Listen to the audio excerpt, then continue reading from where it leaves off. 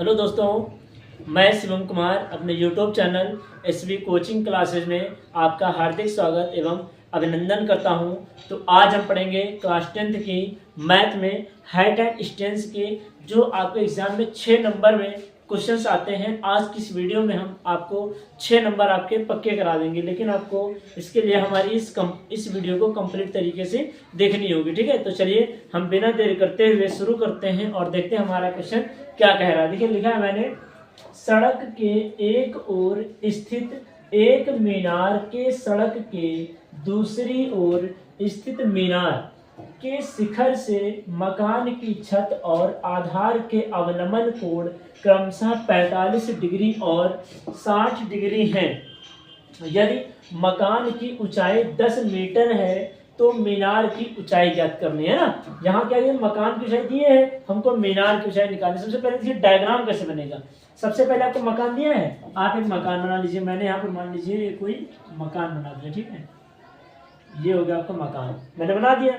अब उसके ऊपर से क्या बोल रहा है, इसके कह रहा है, इसके शिखर से कहाँ कह रहा है, मीनार के यहाँ शिखर देखिए, मकान की छत से है ना, तो यहाँ से मैंने कोई ये इसकी छत से मैंने क्या बना दिया, एक शिखर बना दिया। और ये यहाँ से इसके यहाँ से ये ऐसे जाएगा ना, ऐसे, ठीक है, ये बनेगा, ये हो जाएगा। अब यहाँ से क्या कर रहा है, अब यहाँ से कह रहा है अवनमन कोण ना। अवनमन कोण आपको मैंने बताया था कि ये ऊपर बनता है यहाँ पर, तो ये कितना हो जाएगा, कितना है, पहले कितना है, अवनमन कोण के अनुसार 45 डिग्री, ये हो जाएगा 45 डिग्री। और फिर ये कितना हो जाएगा, यहाँ से देखिए एक एंगल जो है यहाँ से ये ऐसे जाएगा, ठीक है, तो यहाँ से ये कितना हो जाएगा, ये होगा 60 डिग्री, तो ये हो जाएगा 60 डिग्री, ये हो गया। अब देखिए, ये मान लीजिए कुछ भी मान सकते हैं इसको, यहाँ से हमने कुछ भी इसका नाम दे दीजिए। तो हमने इसका नाम यहाँ पर मान लीजिए हमने टी दे दिया, और ये पी हो जाएगा, और ये क्या हो जाएगा, क्यू हो जाएगा।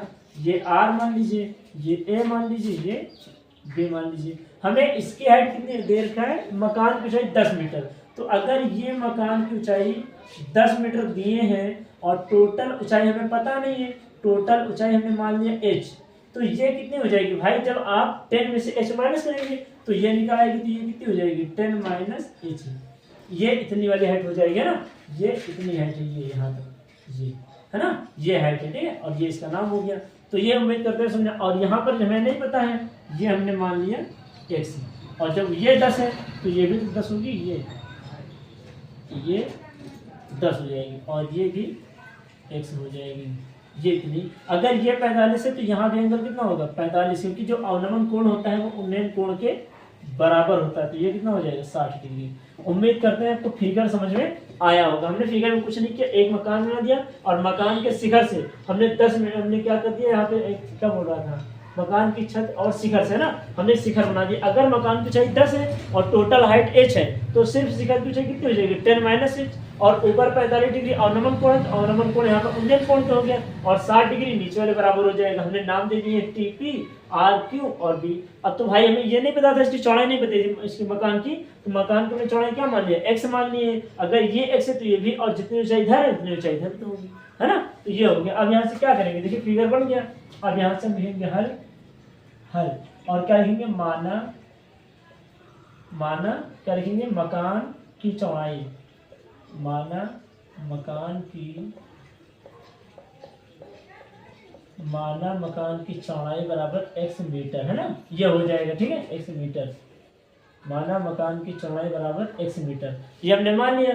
और यहाँ से देखिए एंगल क्या क्या बन जाएगा, ये एंगल हो जाएगा, देखिए एंगल हो जाएगा टी पी ए, ये देखिए टी बराबर हो जाएगा PAR, क्योंकि ये देखिए ये इतना 45 है, तो ये भी तो आप देख सकते हैं 45 है ना। अगर ये हमारा 45 है, TPA अगर 45 है तो PAR भी तो 45 है, तो यहाँ क्या करेंगे, बराबर एंगल PAR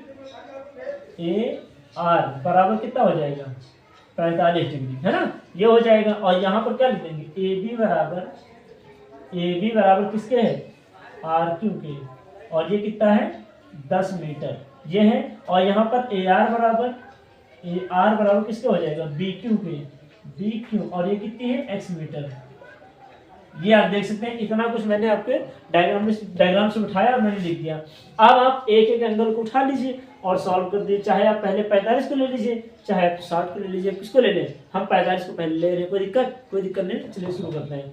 तो यहाँ पर हम क्या लिखेंगे? एंगल PAR से, एंगल PAR से ये हो जाएगा ना। तो देखिए है ना, PAR से क्या हो जाएगा? tan, यहाँ से देखना tan 45 डिग्री बराबर क्या होता है? देखिए अब भाई जब हम इतना ले रहे हैं तो आप पूरी हाइट नहीं लेंगे, हम जितना एंगल लेंगे वो सिर्फ यही लेंगे। तो ये इसका लंब कितना है? PR हो जाएगा, PR और आधार कितना हो जाएगा? AR। ये हो जाएगा AR। तो यहाँ tan 45 का मान 1 होता है, तो यहाँ हो जाएगा 1 बराबर PR का मान कितना है? 10 माइनस h, तो ये हो जाएगा 10 माइनस h और AR का मान कितना है? x। तो यहाँ से जब आप x का मल्टीप्लाई 1 से कराएंगे तो कितना हो जाएगा? x बराबर 10 माइनस h। ये मान लीजिए समीकरण 1, ये मान लीजिए। अब इसी तरह लिखेंगे यहाँ पर, यहाँ से लिख रहे हैं, ठीक है? यहाँ से क्या लिखेंगे?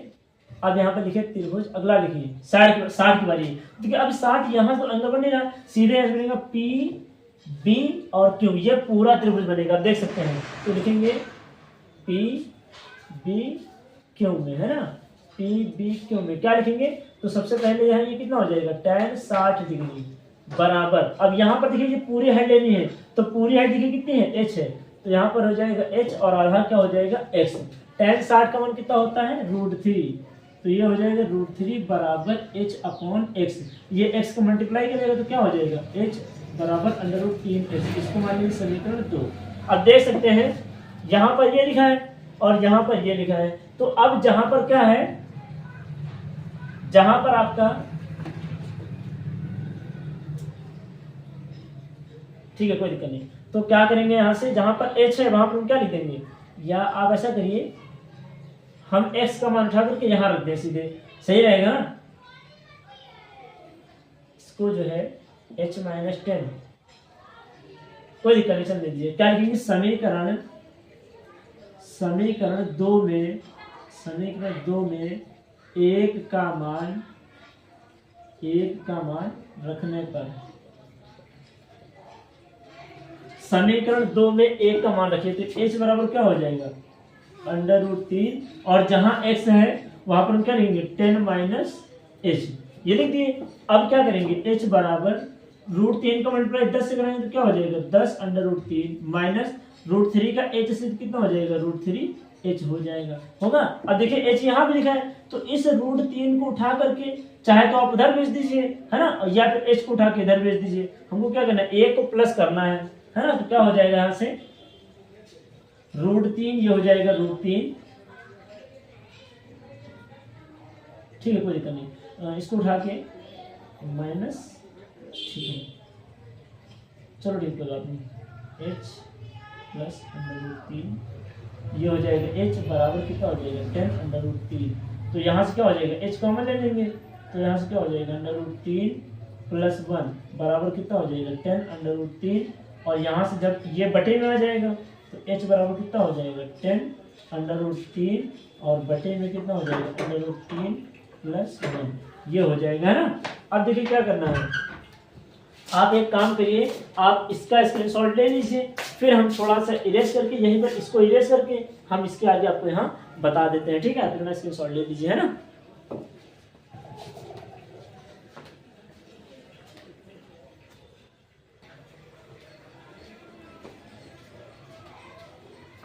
तो उम्मीद करते हैं आपने स्क्रीनशॉट ले लिया होगा। अब हम इसको इरेज करके इसको और यहीं पर बताते हैं, ठीक है? अपने डायग्राम तो बना ही लिया होगा, इतना हम यहाँ पर लिखेंगे, इसको इरेज करते हैं। क्वेश्चन थोड़ा बड़ा है, इसीलिए मैंने बोला कि 6 नंबर आपका है ये, और 6 नंबर में आपको उम्मीद अच्छा क्वेश्चन है। अब देखिए यहाँ पर क्या लिखेंगे? अब आपने क्लास 9th में पढ़ा होगा हर का परमेयीकरण।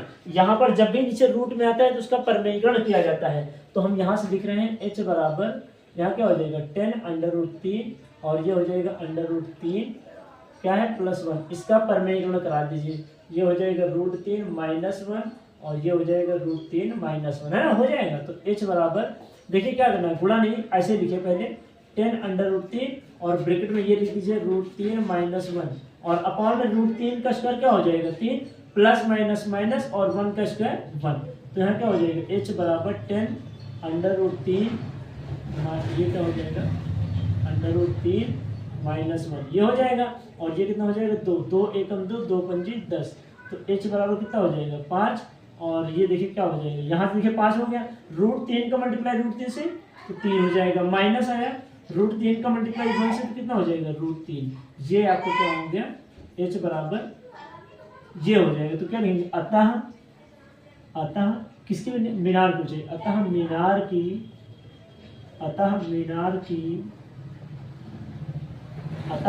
की ऊंचाई बराबर 5 3 माइनस √3 मीटर। और ये क्या हो जाएगा आंसर, है ना। तो उम्मीद करते हैं कि आपको ये समझ में आई होगी ना। 5 3 √3, ये माइनस में तो नहीं आएगा, h बराबर 3, ठीक है, ये हो जाएगा। चलिए कोई बात नहीं, ठीक है, सही है ना। तो यहाँ से ये हो जाएगा, यहाँ से तो हम कॉमन ले सकते थे √3,